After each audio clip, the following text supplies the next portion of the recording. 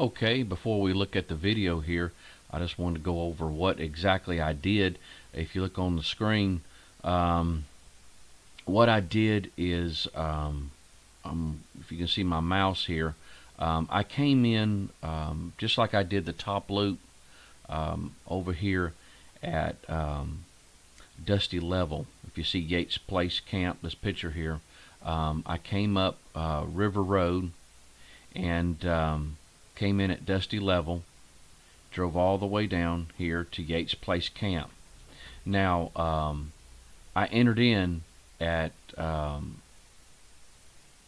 Dusty Level, and I went up. Now, from this area here, where Dusty Level is, to Highway 109 is 3 miles. And then I went across 109, and there's a trailhead, just like at 2427, if you want to enter there at the Uwharrie and hike in there. At 2427, there's a trailhead, and 109 there's a trailhead.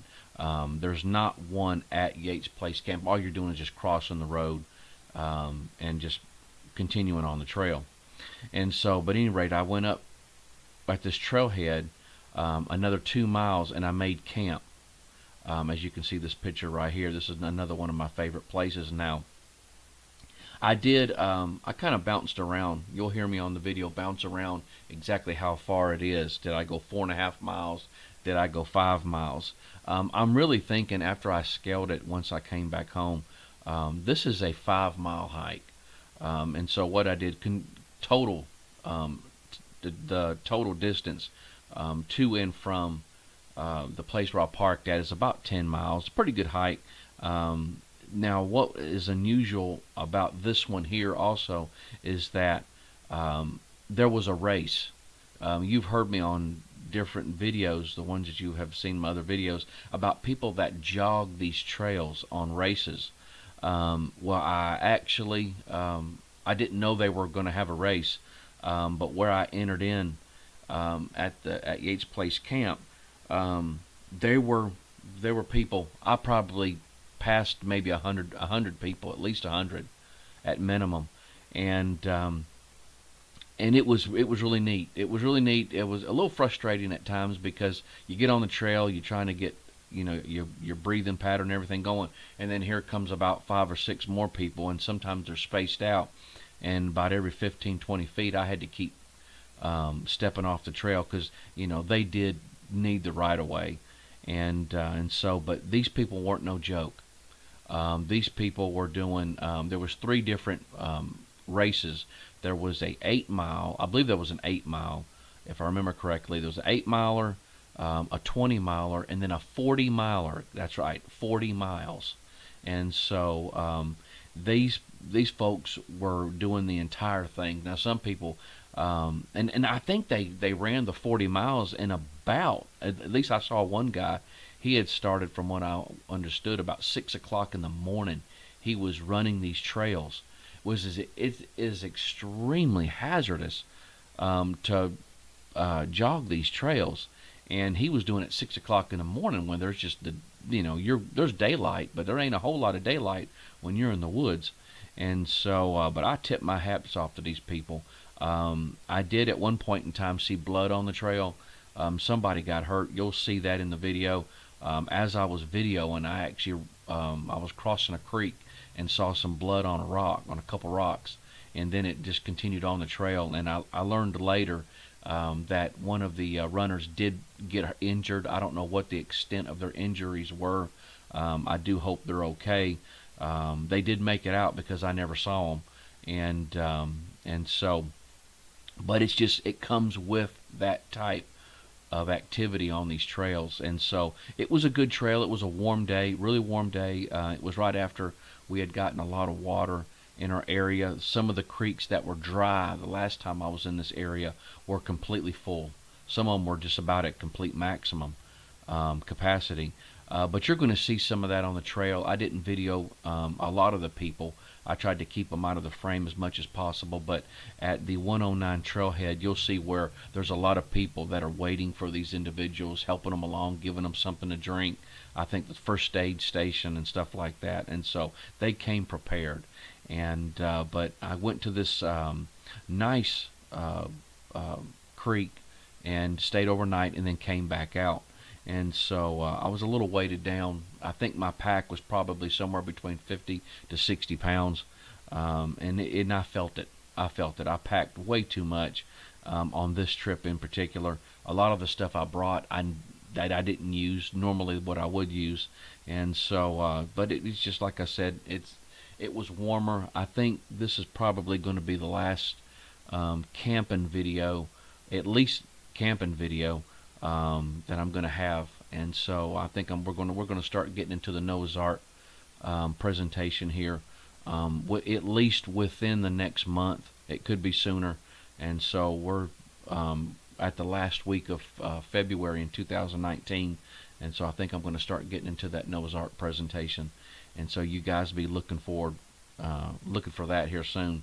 But at any rate, we'll go ahead and we'll get started with this thing. I hope you guys enjoy it. Okay, I'm packed and ready to go. I'm getting about an hour late start. I should have left about an hour ago, but that's okay. It's going to be an absolutely just beautiful day at the Uwharrie National Forest. I'm going to hike in at Yates Place Camp, and going to hike about 4.5 to 5 miles to my camping spot. And so this is a really nice camping spot that I like to go to. And so, but let's get on the road.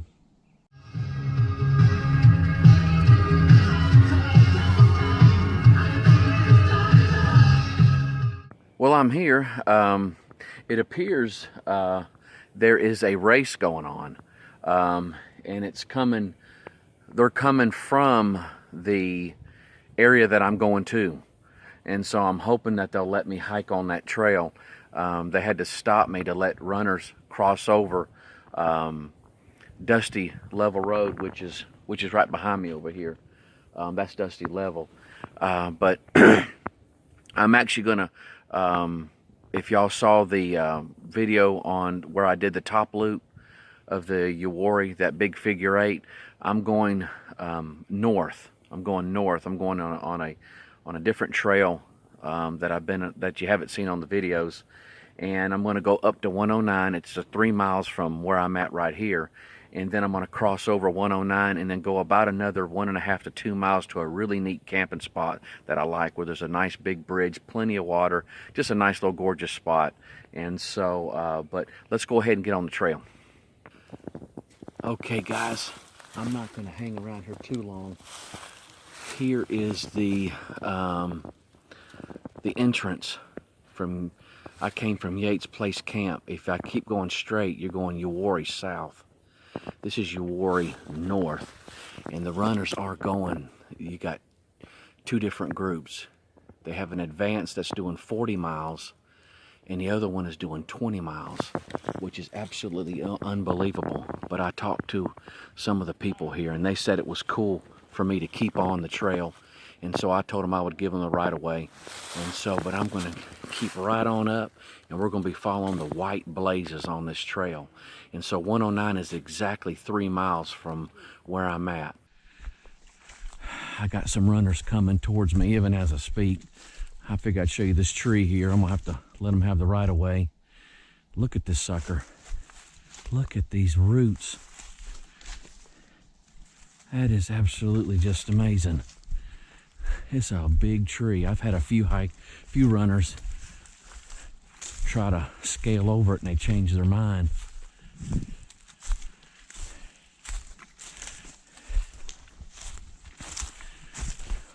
Check it out.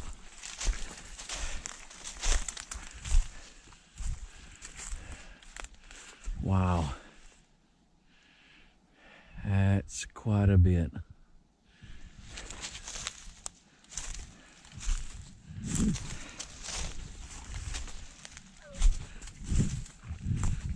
Huge tree. Huge tree.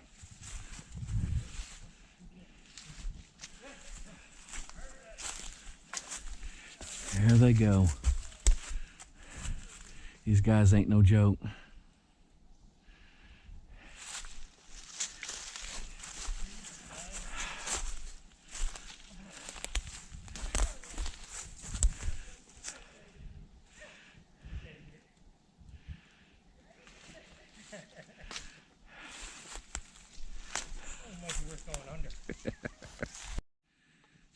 Here's a beautiful little area. I have still not gotten too far. I'm having to step aside so runners can keep on the trail. They're running this thing, they ain't hiking it. So I'm willing to give them the right of way, no doubt about it.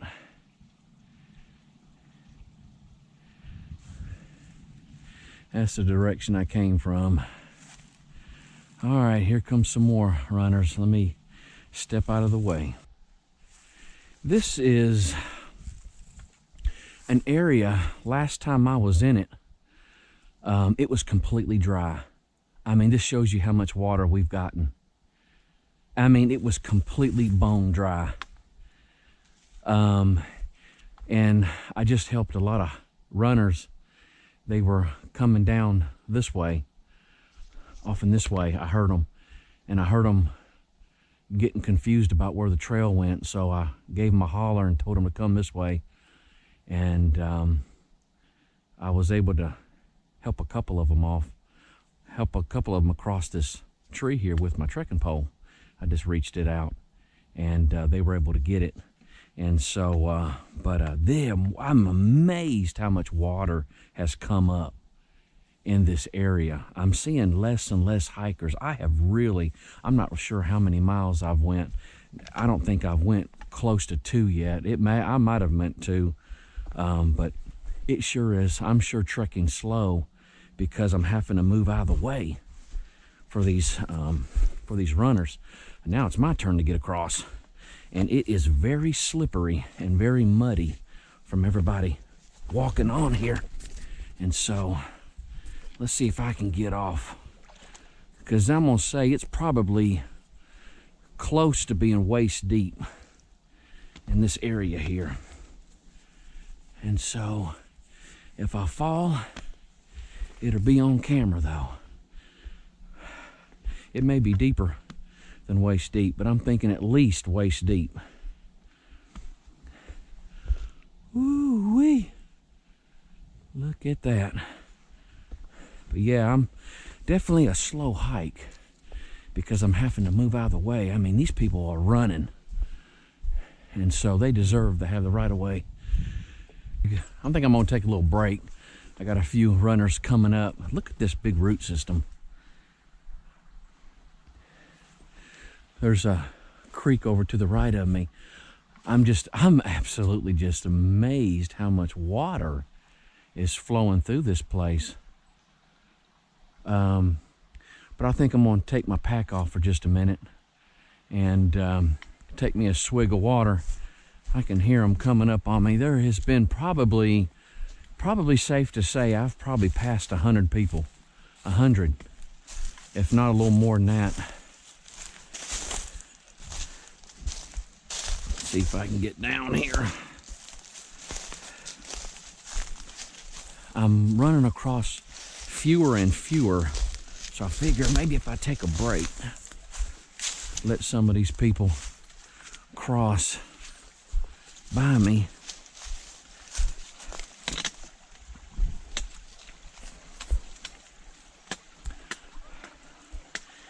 Oh, this is gorgeous.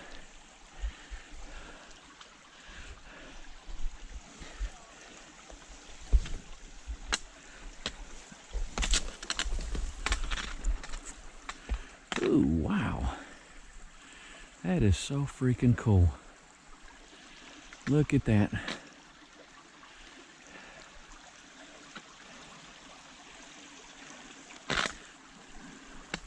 Be a good place to get some water.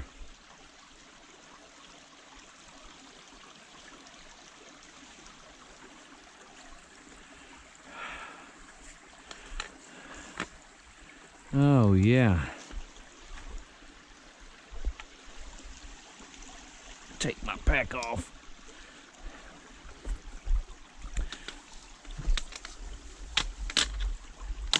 I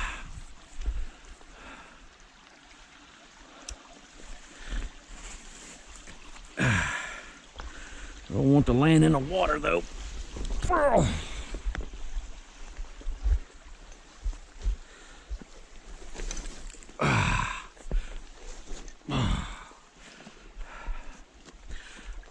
get this little scoop here, this little cubby hole. Maybe.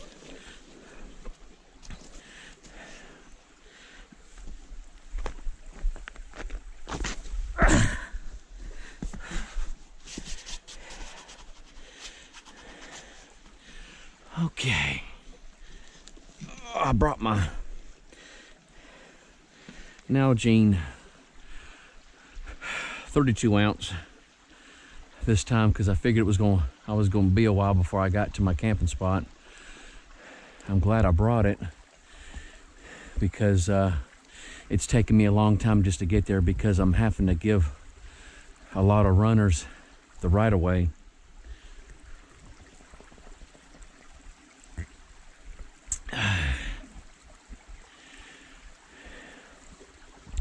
Oh, it's gorgeous. Absolutely beautiful out here. But when I came through here the last time, all this was completely dry. There was no water out here. Every bit of it was dry. All this was dry. You could walk across it. There was no water. But we have gotten a tremendous amount of rain this season, and these little streams are really full.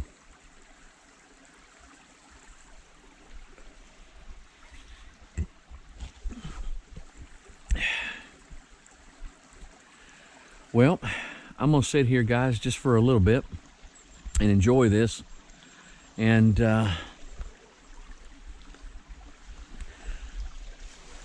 hopefully I'll be at 109 here soon. Once I get to 109, it's about a mile and a half. I'm not seeing any more runners.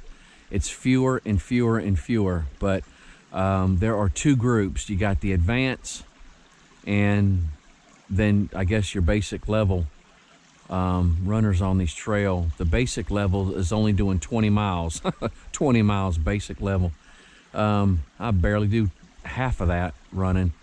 And then you got your advance is doing 40 miles. Absolutely amazing. And again, somebody might be saying, well, 40 miles ain't that bad.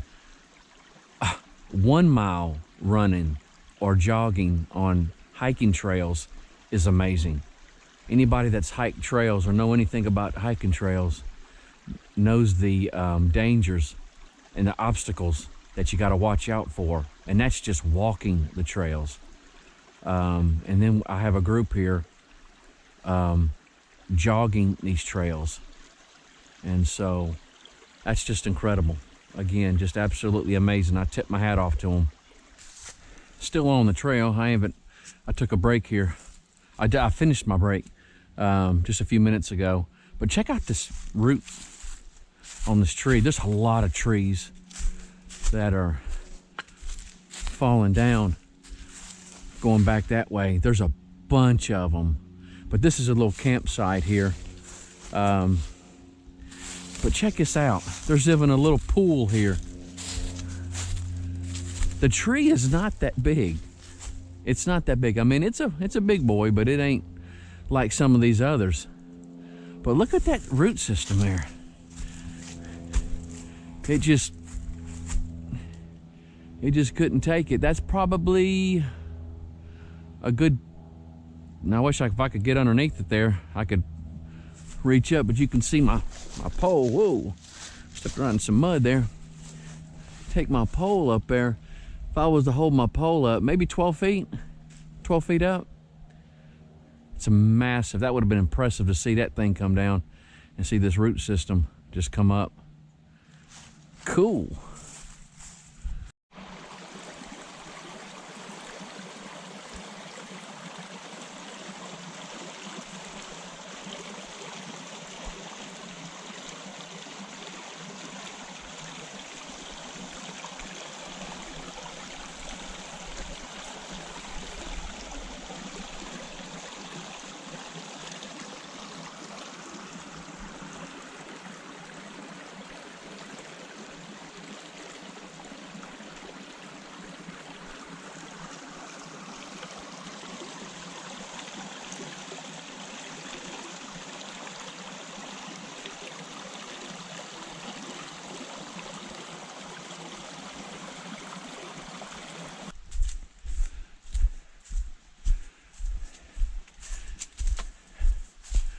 Well, I haven't seen any more hikers runners in a while. I don't know if I already got the end of it. I don't know if they're turning around and coming right back.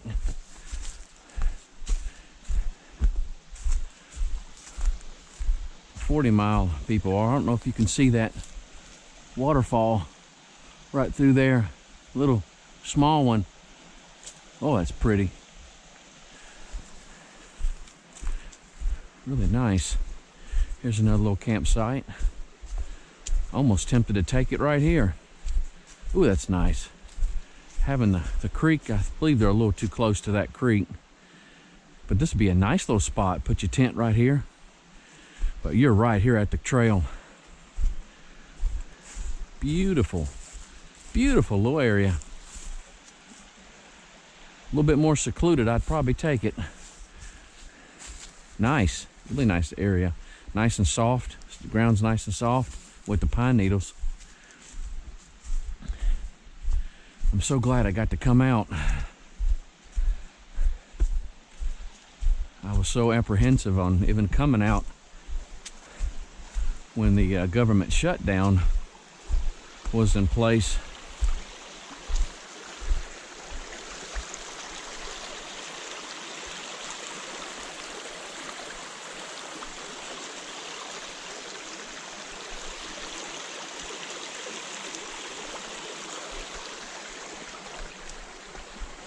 But it's definitely well worth it. Worth coming out.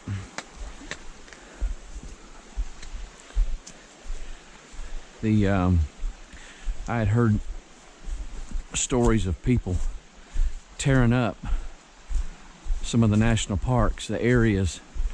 One of them that really got under my skin was the Joshua Tree National State Park. People were cutting down the trees. How stupid, how stupid. You know, what reason? I guess people just feel when there's no authority around, let's raise Cain. Ooh, what a beautiful little area. I am amazed. Last time I was out here, you couldn't have got enough water to satisfy a fly.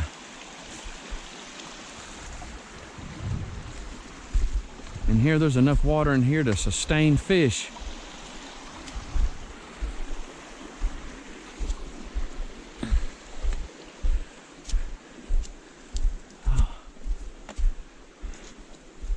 Maybe I can recoup some time here. Boy, that is really muddy through here.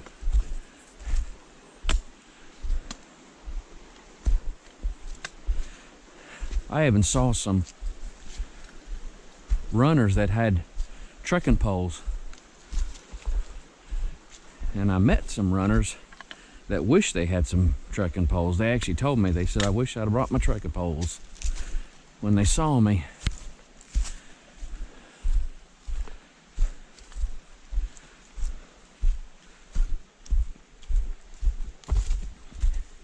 Really nice area, beautiful little trail. And again, guys, this area I'm in now is between Dusty Level Road and Highway 109. This one's 3 miles long. A nice little hike. There's several little nice camping spots if you so desire. And if you've had a rainy season, you can expect water like this. If it's been somewhat dry, expect this to probably be dry also. And again, we're following the white blazes.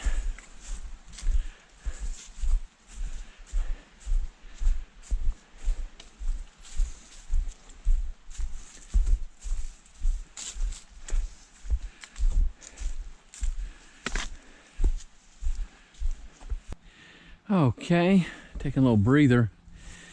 This is where I came from. There's a trail. It comes up. You can see it. You look between these two boulders right there. And then it comes up the side of this thing, this big old boy. And it comes right on up. And that's where I'm headed. But this one right here, it's got to be 12 feet up from that trail down there. That's a big, big rock. I'd stand up there, but I've got about 45, 50 pounds of weight on my back, and I really don't want to chance it. But that's a steep hill right there. I saw one runner since my last time I told you I saw somebody. And so she's really bringing up the rear end on this. And so I hope they don't forget about her, because she's way behind the pack. Well, guys, I'm here at 109. And as you can see, they got everything set up for these runners. I guess there's going to be some that's coming back. These people are going to probably say, what in the world? I think I've seen maybe one other backpacker than me. And that's a maybe. Because some of these hikers, these runners, have had little tiny packs on. Hydration packs. Probably toiletries and stuff like that.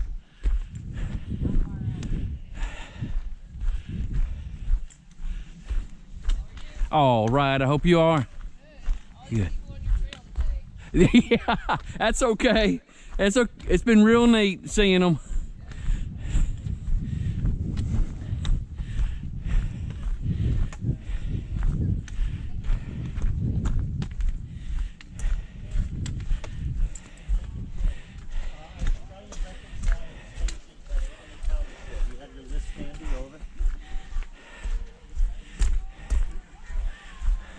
Mind if I cut in? No, it'll be a lot more quiet for you, for a while. Compared to what you were seeing, it's going to be a lot more quiet. Okay, that's fine. I enjoy seeing everybody. Y'all have a good day. You too, take care.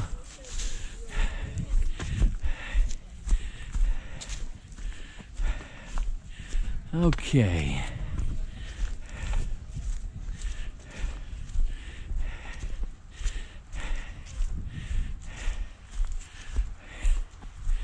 And here we go.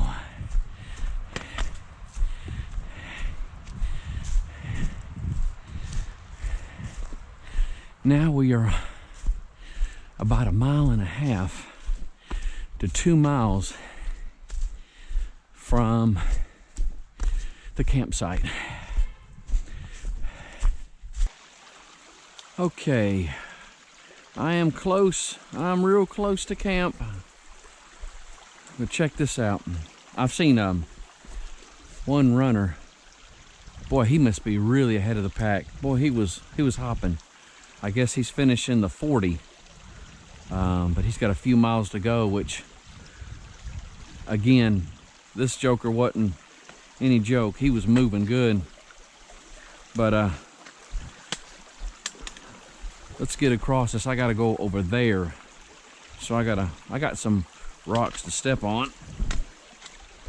But again, this creek wasn't not even a scratch of what it is right now. Beautiful, absolutely gorgeous water, nice and clear. No problem getting water on this trip. My sleeping pad had fallen off my pack. I felt it hit my leg as I was walking. That looks like blood right there. See that? Looks like blood. It's dripping. Somebody got hurt.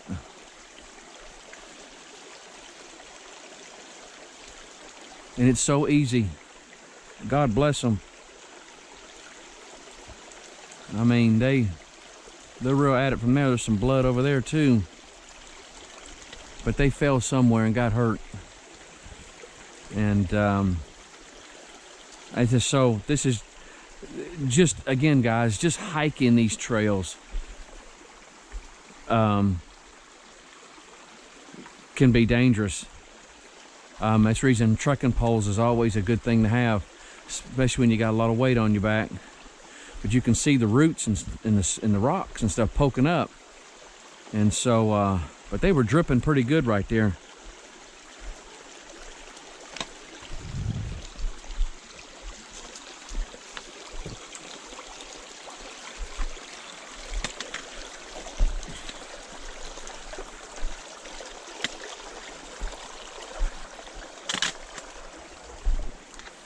There's some more blood right there. So it definitely happened before this creek. There's some right there. Some more blood. You see that? Right there. Ooh.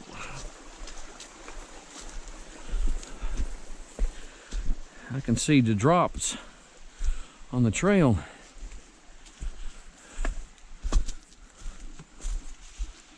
Somebody definitely took a tumble.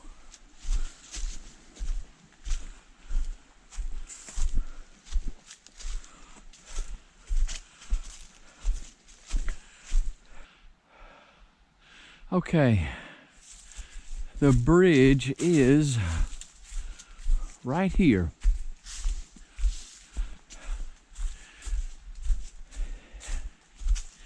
I am ready for a break. It's warmer than usual, much more warmer than what I usually hike in.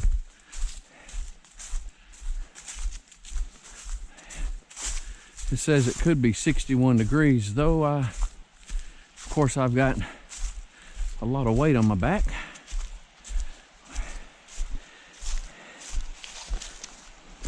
Here it is. We are at the destination.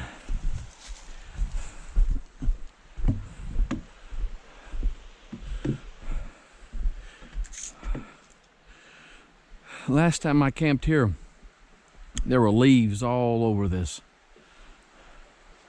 And so I'm going to look at getting some water filtered from that direction.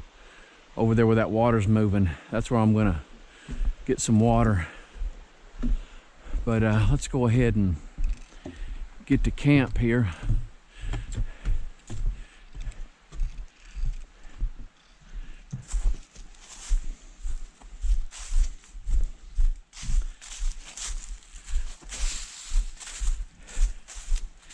And it is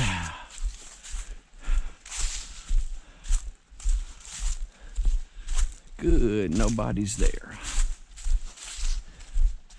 Got it to myself.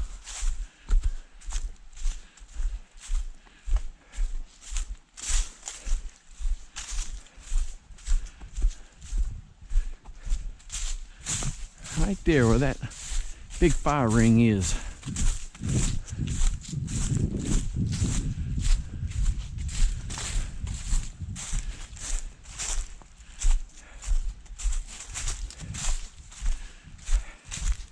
And what I'll do is, my tent is going to go right in here. Somewhere right in here. That's where the tent's going to go. Nice big flat open area. You could put lots and lots of tents out here. And again, your water source. And I'm not sure if that's 200 feet, but it's a good little distance from the creek. And there's some nice moving water over here. I may try to get water over there. And so, but at any rate, guys, I'm gonna go ahead and start setting up camp and get me something to drink. I have not taken the breaks like I should.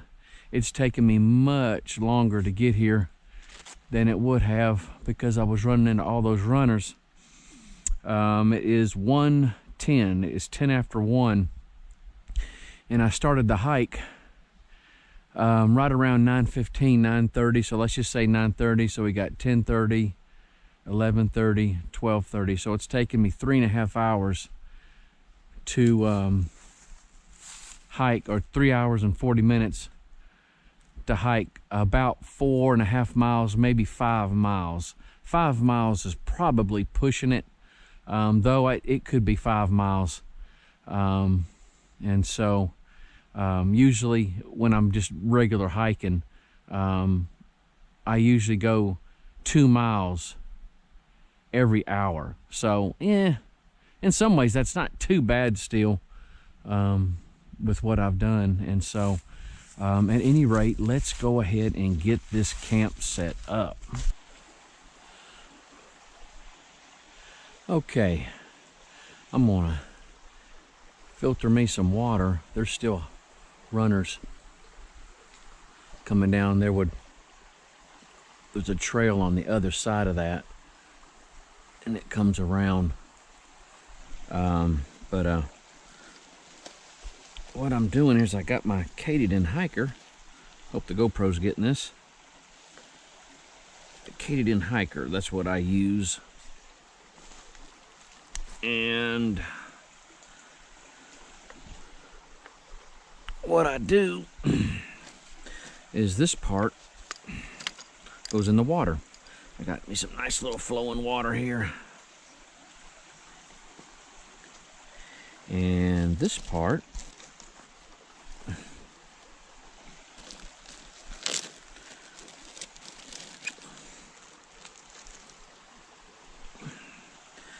goes where that little black cover is. So take that off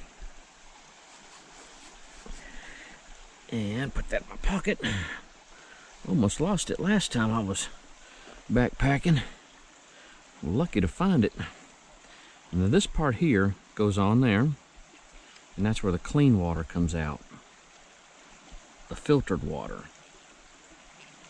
So get that on there nice and tight.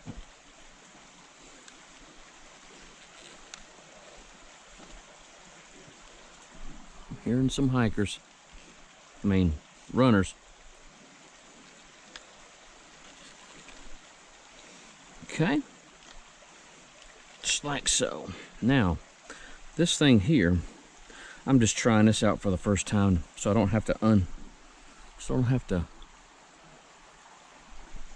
unscrew this. I hate trying to get that thing nice and even after it's been taken off. It's hard to do. And so I'm gonna see if this is any easier. So I hooked up a hose to there and seeing if it'll go right into the bag. That way I don't have to hook it out. Now, I'm just going to start pumping this thing. See what happens.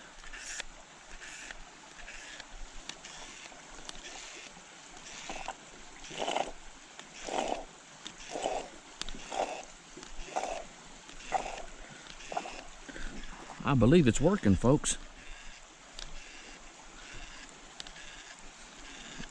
Cool. I'm just going to leave that hose on it. Oh yeah.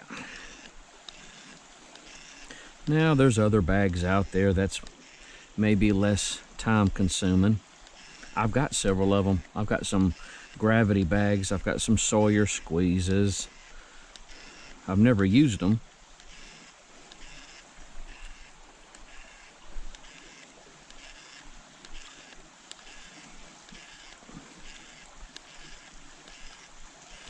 Oh, I'm so glad this water is flowing good. This bag's cold on my legs, so it's going to be nice and good. Nice cold water. I need to drink some more. I haven't been drinking enough water. I feel a little dehydrated. Sort of struggling a little bit with my energy levels.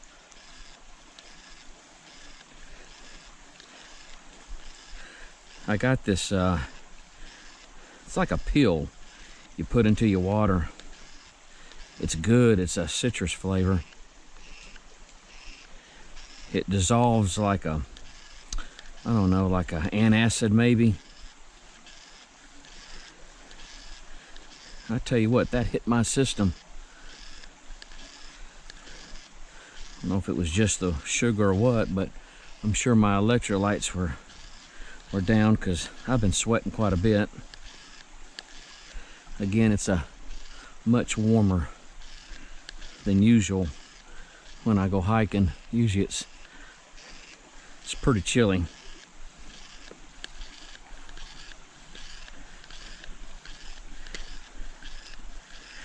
Fill this bag slap up.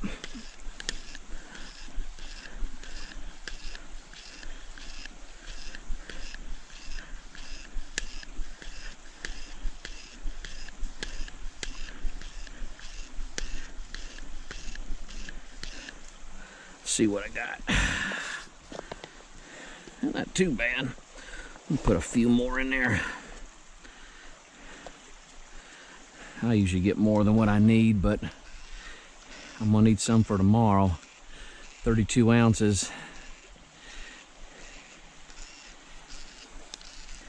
And if I decide to make a fire tonight, I'm gonna need some water. Make sure it's out before I leave camp.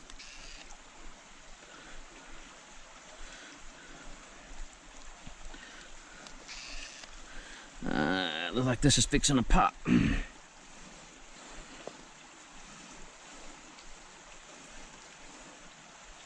Yep.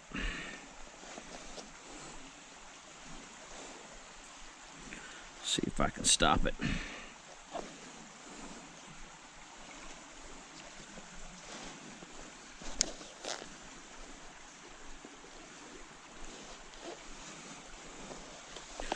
Oop, I think it's gonna.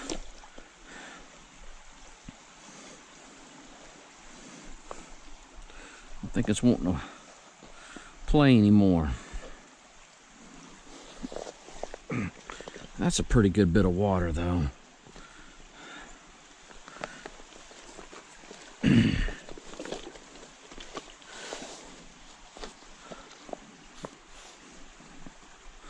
We'll just hang with that. That's pretty good. Not too bad. It's about 3/4 of the way full. And this is an MSR dromedary bag. And so that's pretty heavy. I think I got a pretty good bit. That should do me. If not, I'll come over here and get some more. Well, camp is made. It took me about an hour and a half, a little more than an hour and a half to do it. I felt so sluggish. I had to have some of that drink. I'm glad I brought it. It replaces electrolytes and minerals and stuff like that. I'm glad I did. I'm gonna drink some more water, and I'm gonna lay down in my no joke hammock. And but I got my Eureka solo tent that I had on my last solo hike. I believe that was number 2 on my video list. And so, but I'm gonna fill my water up. There used to be a place to hang a bag. I thought it was on this tree here last time I was here, but it's not here. And so somebody had put a nail in this tree, and so I'm not going to complain about it. But this is the filtered water, and it looks very clear. And I know it's cold because the bag's cold, but it feels like it's about 70 degrees out here. So at any rate, fill this up. There goes another runner. Yeah, I'll probably have to, I may have to filter some more out. Anyway, guys, that right there, filtered water right out of the creek. Good old nature, come right from the rain. And so let's see what it tastes like.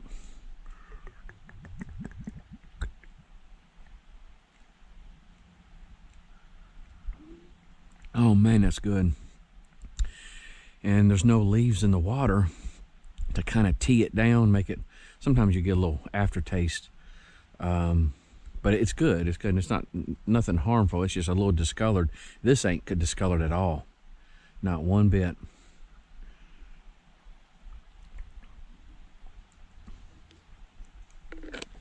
Oh yeah, that's real good. All right, I'm gonna lay down in my hammock and take me a little rest. Kind of recoup myself a little bit. And this hammock has the for you that haven't seen it, if you want to see how I put together the hammock, you can check my video on the top loop, the Uwharrie hike, top loop trail, and I show how I put it together. Very simple, very easy. You can see that tree right there, ain't nothing to it. But as long as these straps can go around whatever you're wanting to put it around, you can have a hammock. It don't matter if it's a rock or a tree. And then this hammock packs down, and it's this little pouch here that hangs off the side. It actually packs inside of that. And so very lightweight, and I take it on day hikes with me. Whenever I take a break, I take this along with me and have a very good rest. Get off my feet, lay down. If I want my head higher, I put my head up higher. If I want my feet higher, then I do that, you know, kind of get the circulation in it going. And but guys, I am, for some reason, I'm just really fatigued right now, and so I'm gonna take a little break and hopefully recoup my energy levels a little bit. Okay, I went ahead and did the fire ring up a little bit different. I may have a fire tonight. I don't know. It's going to definitely have to cool down some. I do not want to be sweating in front of this thing.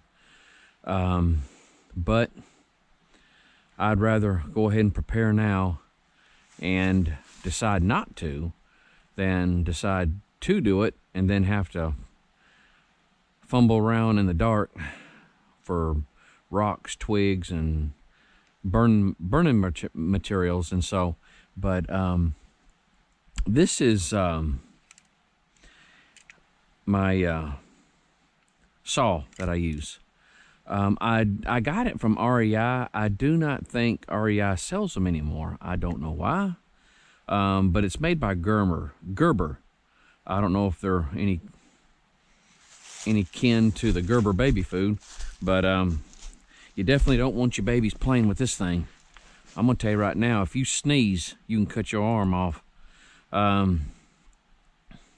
This thing is, and it's got some weight to it. Again, guys, I'm a weekend person for the most part, and so I'm not really concerned about the weight as in some of the through hikers are. And so, but this thing right here has absolutely made it available for me to not have to hunt for sticks and twigs so much.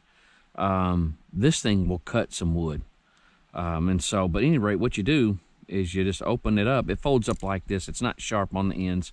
And so on my backpack, there's 2 extra pouches on the outside, and that's what I put one of these in. And so, but what you do is you open it up like so, if I can get it. Here we go. I haven't used it in a while. And the saw is right here. And that blade is super, super sharp. I mean super sharp. And so it comes out.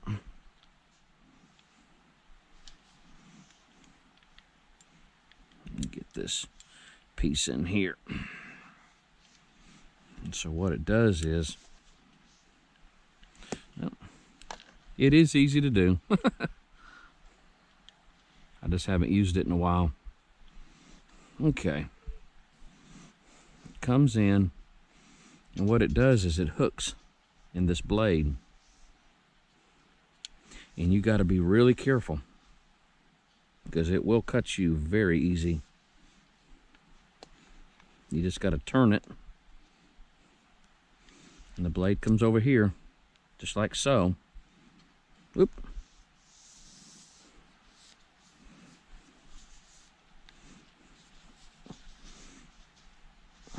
you know what, if I can get it right.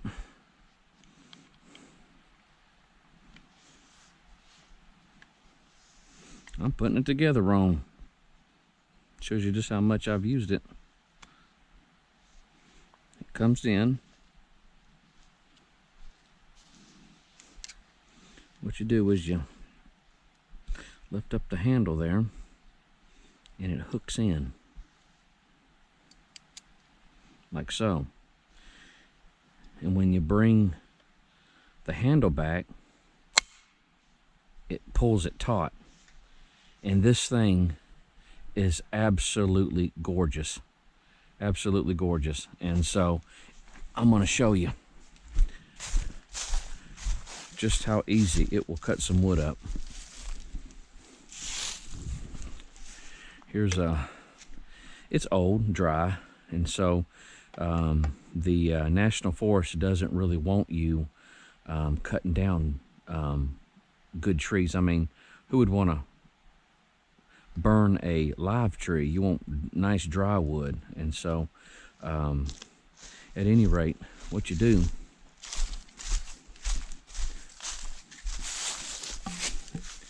bring it over here on Mr. Rock, and let's see, I think I'm gonna have logs like that, and pretty much you just let the saw do the work. It will cut through it.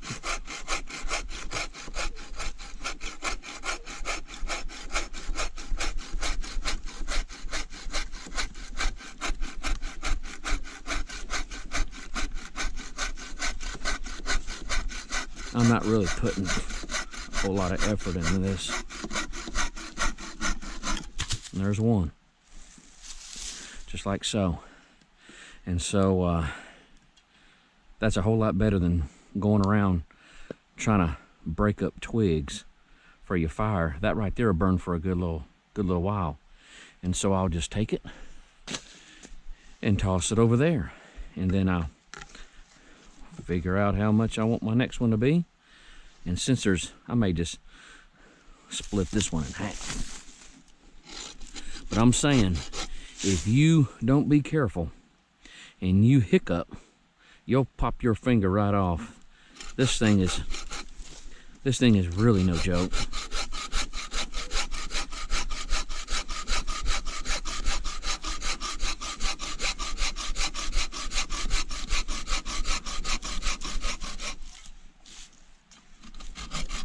Don't matter if it's a knot or whatever.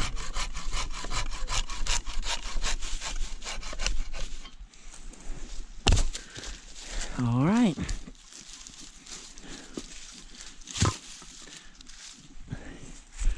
And there's several good pieces. And I found this one on an old fire that was made. And so that one's gonna burn real good and burn for a long time. And but last time I was out here, I brought this, and I had sawed up too much wood.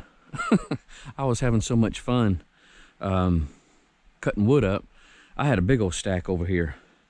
Maybe I'll show a picture of that on this video, and you can see that. But it's amazing. It's amazing.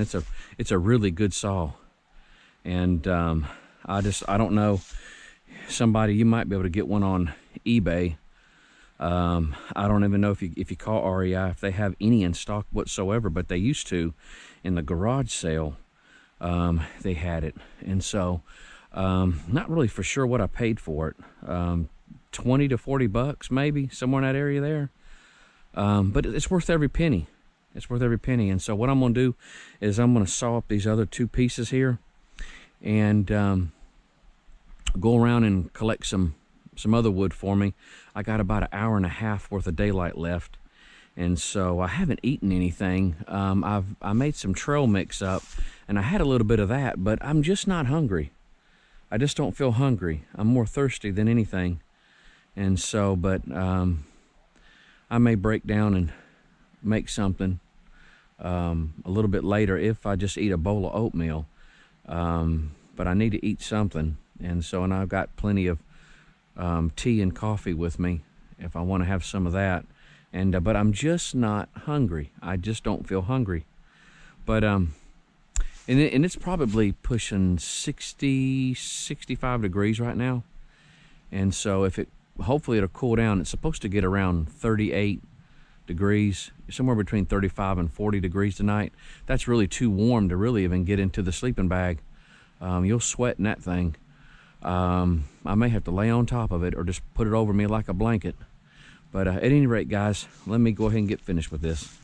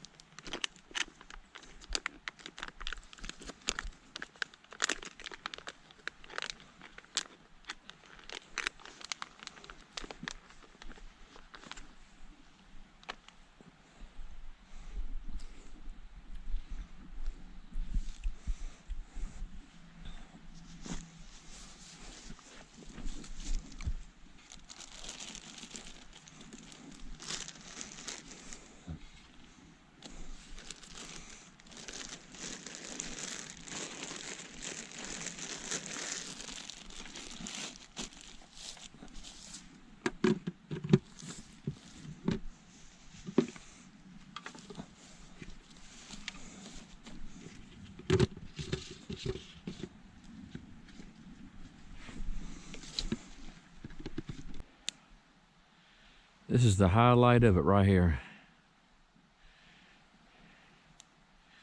I've got me enough wood over there to easily last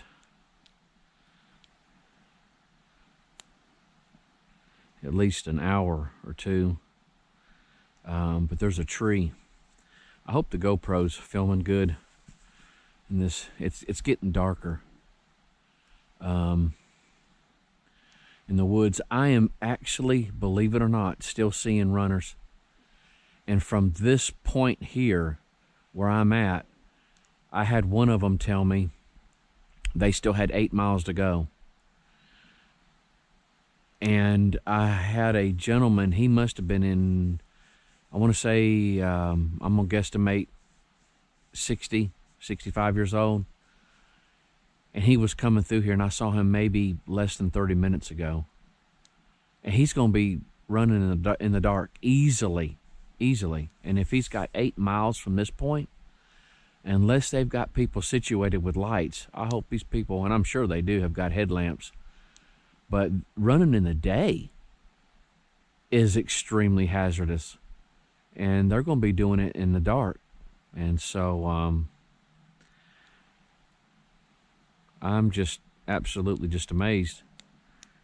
But it always gets darker in the woods. If you look up to the sky, you think, well, it's still daylight out. In actuality, I have got 6 o'clock. And so usually around 6:30, it's dark. And we're getting closer to spring. And so we'll be springing forward. And so it'll be getting darker later. But I contemplated on even having a fire at all. And but it's getting a little chilly, and the wood is, you know, somewhat dry. I found some cedar that had been, you know, some of it was cut up, partially cut up, and I found some branches that were dead. And so it was real easy to bust up. They were pretty good and dry. And so it's, last time I did a backpack solo trip, it was too wet. The wood was too wet. It had rained recently. I need to get some wood here. But I wish one of my kids was with me. This is the highlight of it. This is where I really get to sit down and talk to them. Kind of touch base with them. Find out what's going on. Open up a little bit, you know. Not always talk about serious stuff, kid around stuff. Of course, the spooky stuff. You got to talk about spooky stuff if you got a campfire. That's a waste if you don't talk about spooky stuff around a campfire.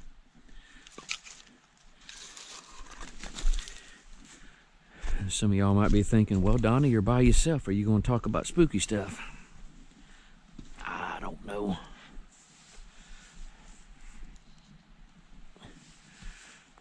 The water behind me, it's going to put me to sleep like a baby tonight. I can hear it.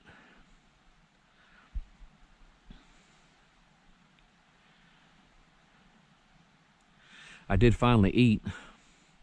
I made me some lasagna with meat sauce, and I'm going to tell you right now, it's good. It is outstanding, outstanding. It tastes just like it. And it hit my system. I was going to force it down. About 500 calories total. It's two or 2.5 servings. And so I decided to eat it all. It always usually takes the whole one to actually fill me up. But when it hit my stomach, I knew right then and there I made the right choice, because all of a sudden I got really hungry, and I brought me 2 slices of rye bread to eat it with, and so I ate that. And so I had me some hot tea right now. Already made it up. And that's what's going to end my night out here. I've actually seen a little bit of mosquitoes out here. I haven't been bothered by them, though, but I did see them.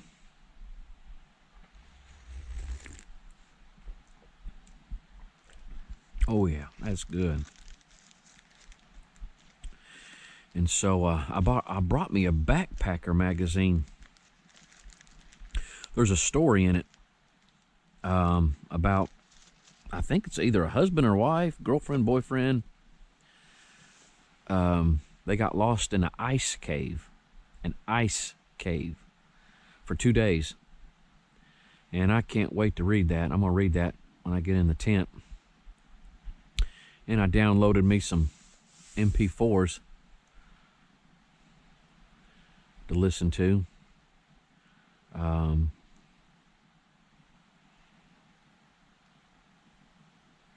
This is really nice. It was so warm today. I was on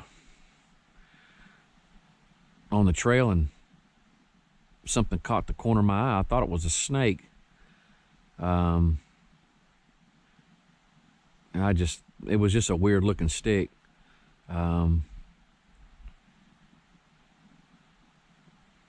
But speaking of snakes, my daughter, she at one point in time she wanted to go into zoology. She's actually going into the medical field, and right now she's a surgical tech, and she's going to school right now in hopes of being a physician assistant. And she's still a surgical tech, just part-time. And she worked as a surgical tech for a year and just decided she wanted to get more involved in an operating room. And so, but at one point in time, she wanted to be going to zoology. She likes animals and stuff. And so what does a daddy do? Well, he goes out and buys her a ball python. Yeah, I went out and bought her a ball python. Never had one in my life. I'm not afraid of snakes. And I didn't know nothing about ball pythons, though. And I knew how large they got. And so we went out and we got a black pastel. It's supposed to be a rare color. And beautiful. And maybe upward of almost a foot long. Almost. And brought it home. Started giving it little mice that you can buy at like PetSmart that are frozen. You have to heat them up in water, get the body temperature up. And so we began feeding that thing, and it got to the point where I was feeding it more, and mainly not because she didn't want to, it's because I'm so OCD, and I was always afraid of germs. I mean, I heat the water up in the microwave, and then I stick the mouse in the water and let it sit there for a little bit, and then bring it back out and test it, make sure it's nice and warm. Get the snake in a dark room, throw something over the cover. You don't ever feed the snake in its enclosure where it normally is, because when you reach in, it's going to think it's feeding time. So you feed it in a different area.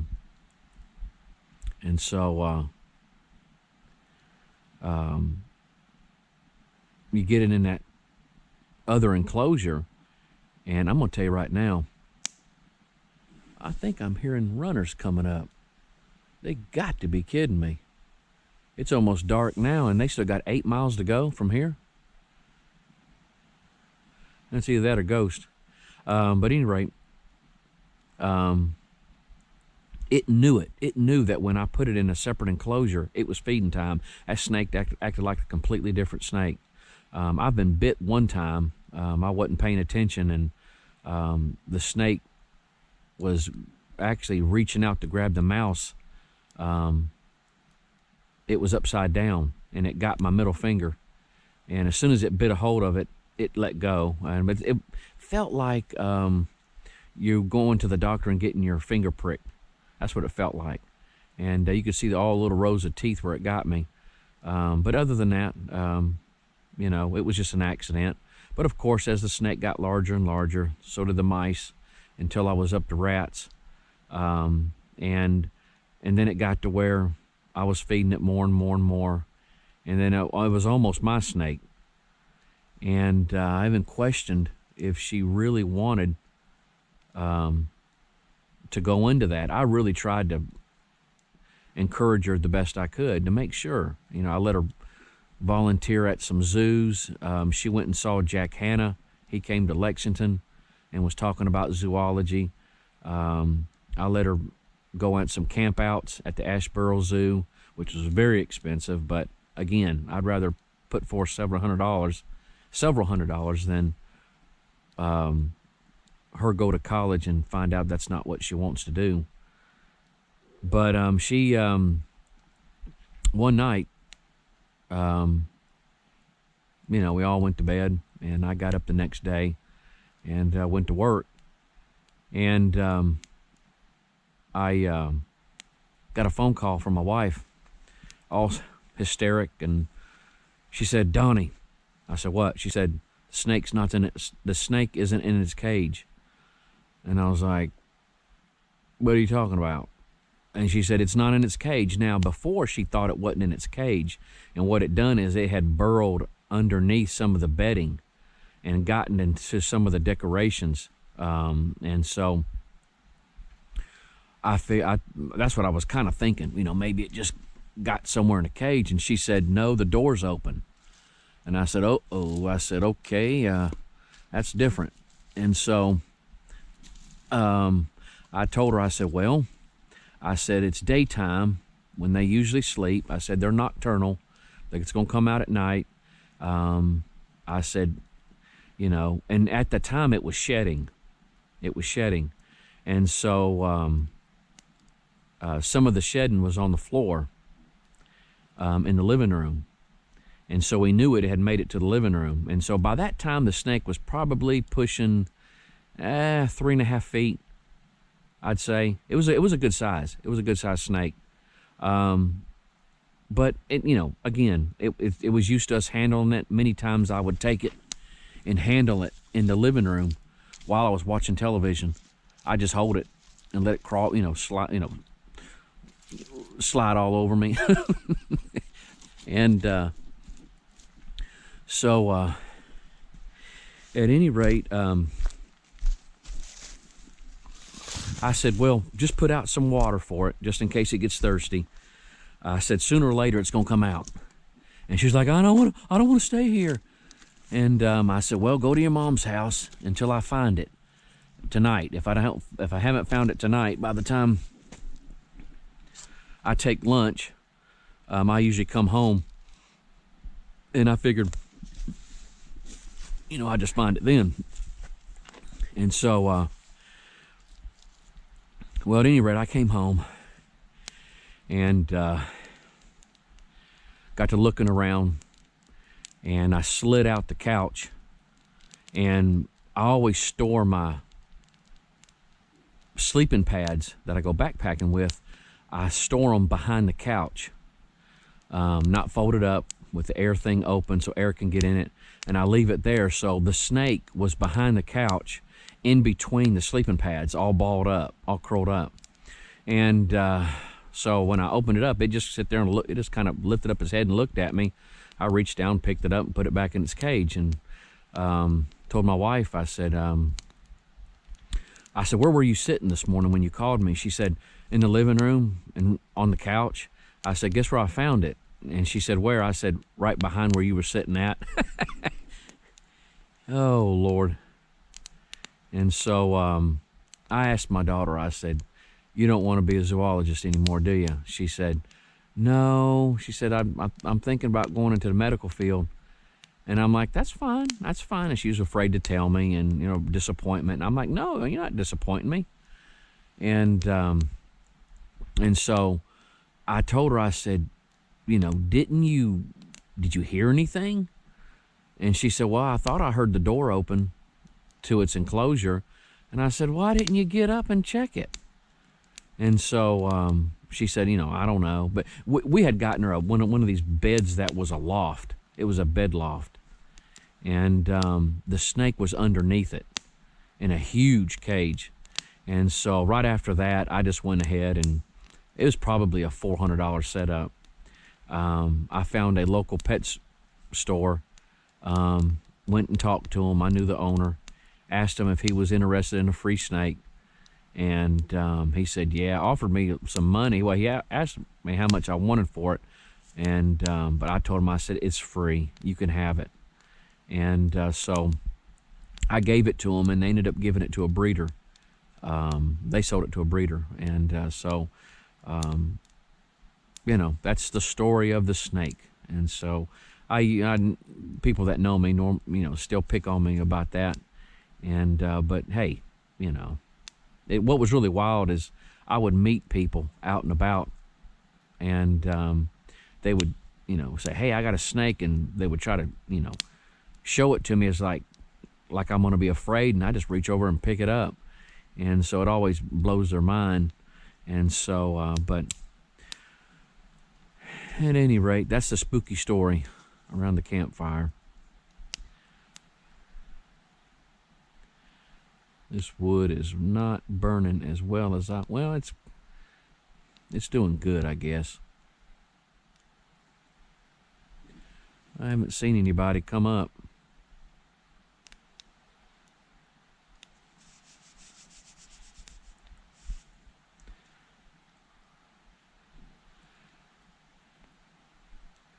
Oh, people are always wild, always amazed that I come out here by myself.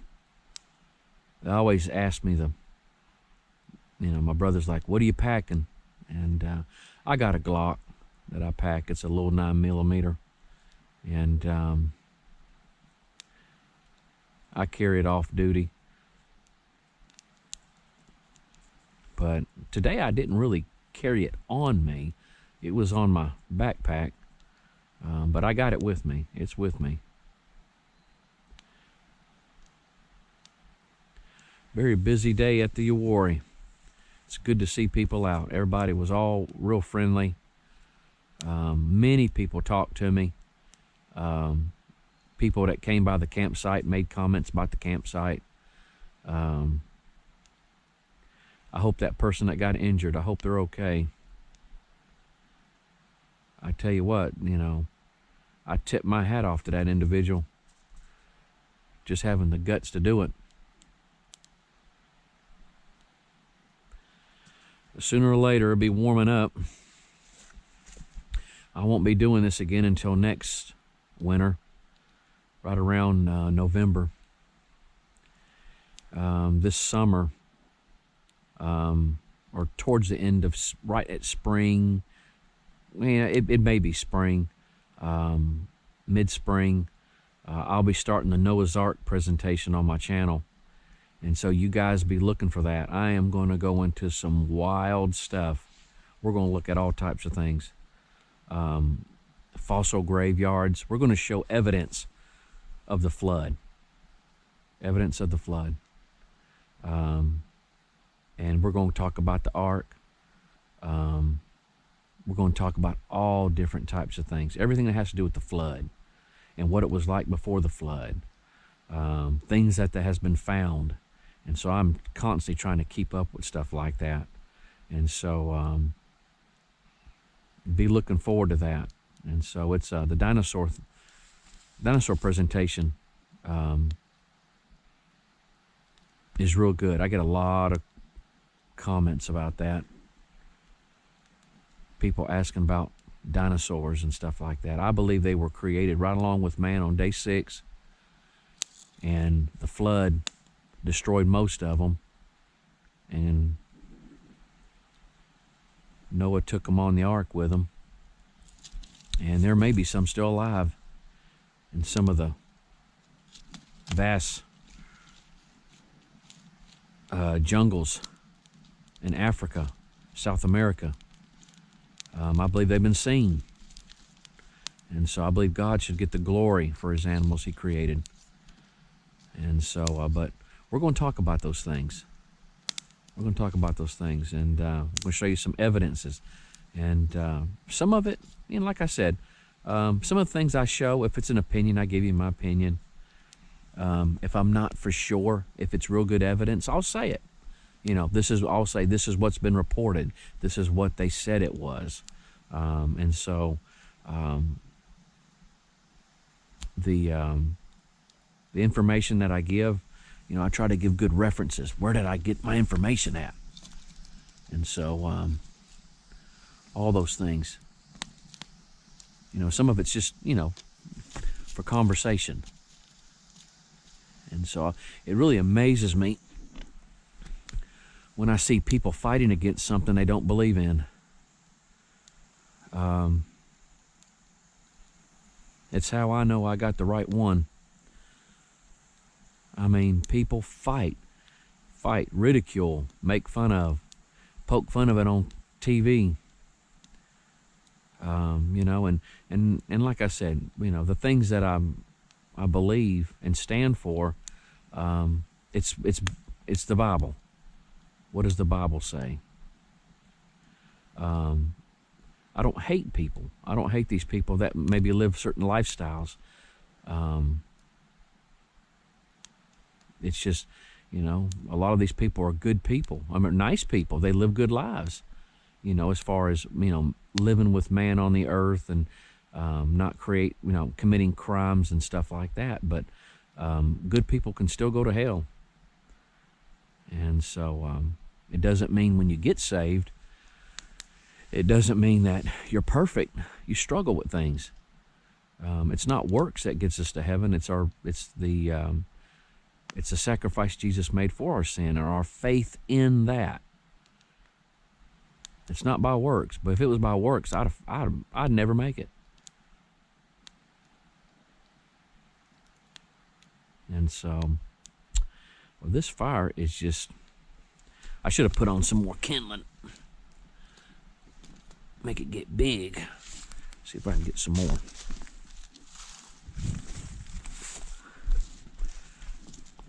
Here we go. Get some of this fired up.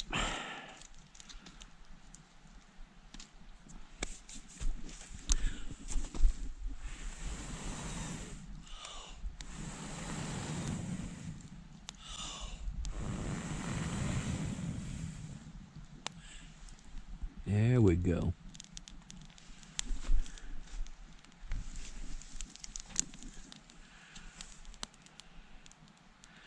There we go. That's pretty.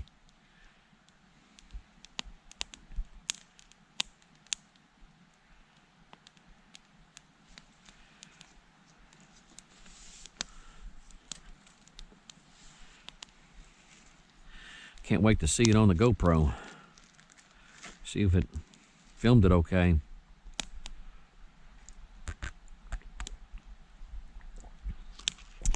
Boy, that tea's good.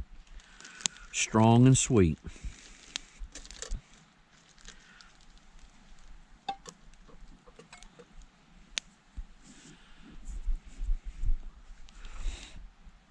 Oh yeah.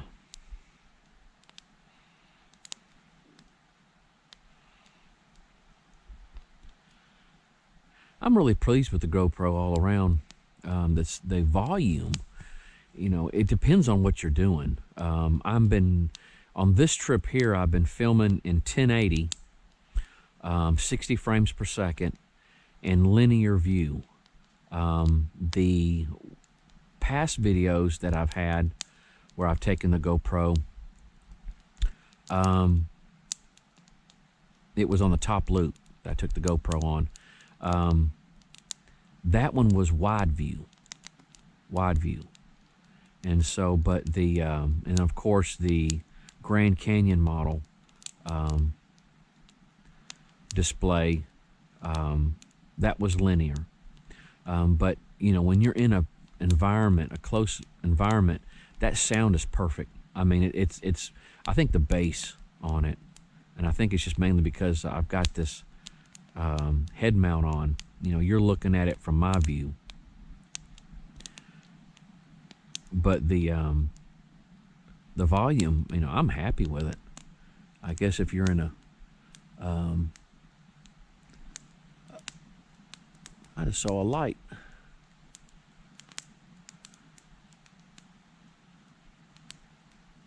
I think we got people still roaming around. When you're out and about walking around, yeah, I don't know if the GoPro's picking it up. We got somebody in the woods. I don't know if they're lost. If they are just getting here, they are in some serious trouble. They got a long walk. I may have to give them some guidance. I've had to help several of them out on the trail. Had to help some of them get across a creek. I saw the light and then it was gone. Not unless we got some backpackers over there. We may have some backpackers over there camping. That's a possibility.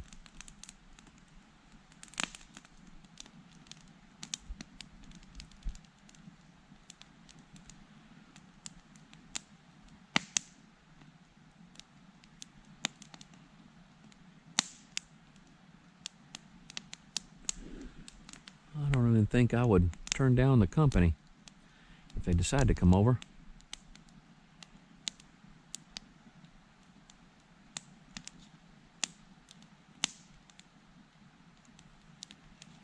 Awesome.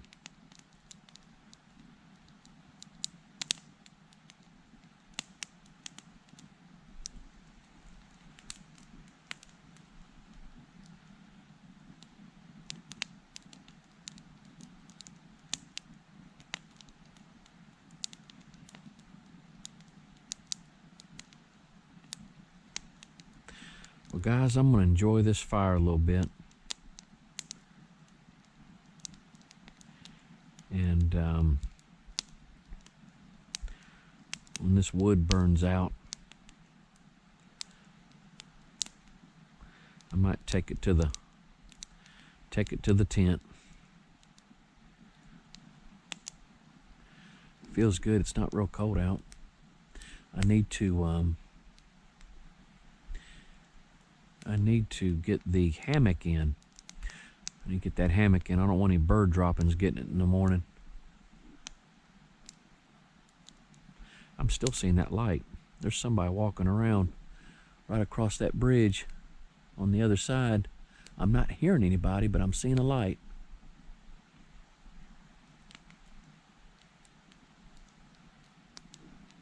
At any rate, I'm going to do a little investigating here in a minute and find out what we got.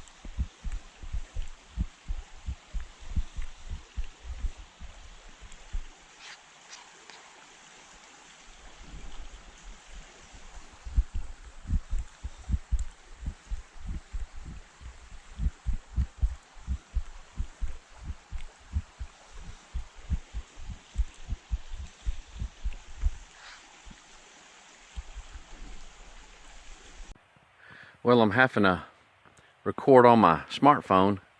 I'm packed up, ready to go. Had some oatmeal and cranberries this morning. Dried cranberries, or craisins, I guess you would call it. For the most part, you would never know I was here unless that little pad of leaves. Other than that, I just kind of used what was there. I left some wood for the next camper. It's about 9:30. It's going to take me about 3 hours to get back. That's give or take. It's cloudy. I don't think they're calling for rain. And so, but my GoPro evidently just died out on me. The battery was low, so not sure. I don't know if it was just, maybe it's just cold or something. I'll have to try it a little later on. But other than that, it was a pretty good hike. Pretty good trip. I met some of the hikers that I saw yesterday. And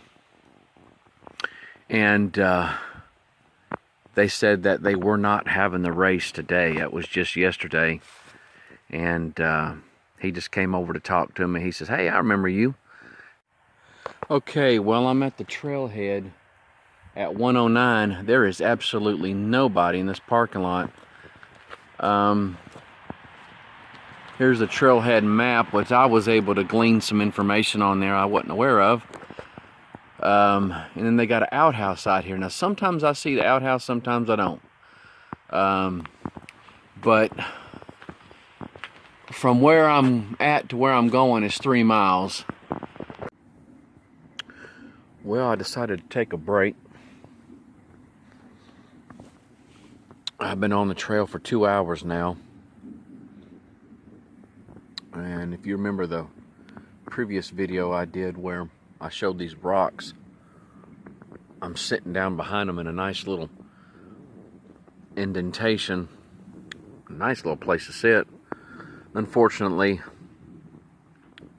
when I got up to get the cleaning cloth to clean my glasses, I was not sitting on the Z-pad, mistake, and got up and my pants snagged on one of these little edges on the rock, and it ripped my pants.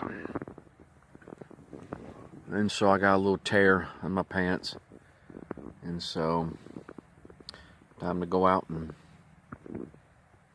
I like these pants too. It's so quiet. I hear water, so I must be near that big creek. I'm not really for sure how long I got. By estimation, I should have another hour on the trail before I get out, but I'm moving kind of at a snail's pace a little, in a way.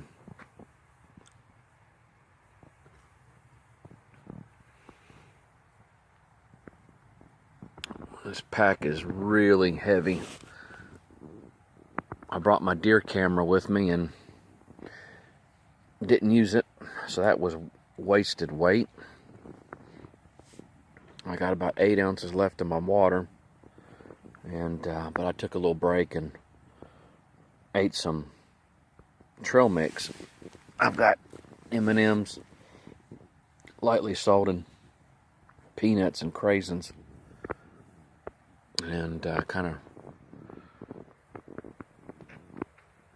give me a little bit of nourishment there. I tend to be bad about not stopping. I want to get to a certain point, this nice little spot, and then take a break. And then in doing that, I end up pushing myself too far and wearing myself out or injuring myself. That's one of the bad things I tend to do. So I'm going to take me a nice break here and just kind of sit back and relax. I was able to get a signal at the 109 trailhead and talk to Sandra. She said the dog was real anxious, barking all night long at every little sound, which usually he don't do that. And at that point, I told her I was about 3 miles from the car. So I can't wait to get home, take a shower, relax, see everybody. I did see this little rock here at the trailhead, this little stone somebody painted. Be happy. And then there's well, I don't know if the camera's gonna pick it up or not real good. At any rate, there's a, here it goes. Post pic where found, please. Facebook. At Facebook, Statesville Rocks Project. So I guess they kind of place them around. I don't know if I'm supposed to take them or not. Probably not supposed to take it. Or maybe you are supposed to take it and then you put it somewhere for somebody else, and it kind of just, this little pebble kind of just makes itself around. At any rate, the right person got it. I'll find some weird place to place it for somebody else to find. And so I'm not on Facebook, but maybe I can find somebody that is on Facebook and say, hey, this guy, I know this fella, and he found this little pebble at Highway 109 trailhead at the Uwharrie National Forest. Maybe one of you guys could do that for me. At any rate, I'll get up with somebody that's got Facebook.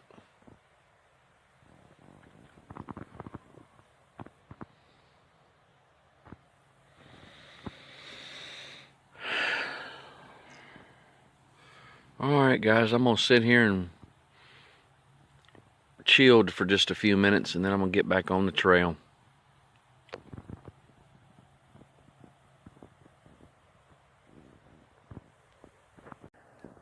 Check this out. I've seen this on trees before. Some big giant growth. I mean, this is my hand compared to this thing. Look at this.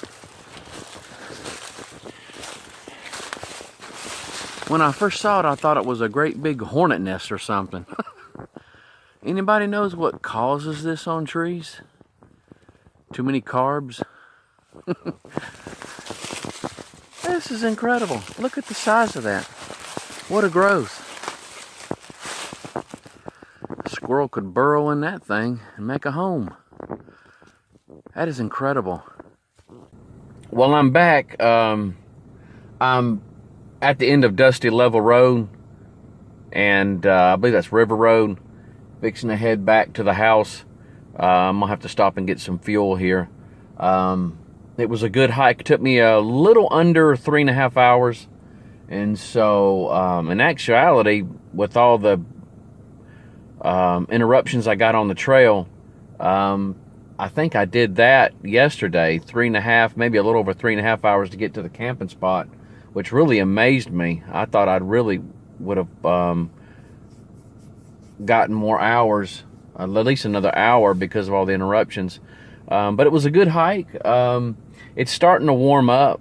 I don't know how much more hiking I'm going to do this season, unless we get a real cold snap, but sometimes we do in the spring.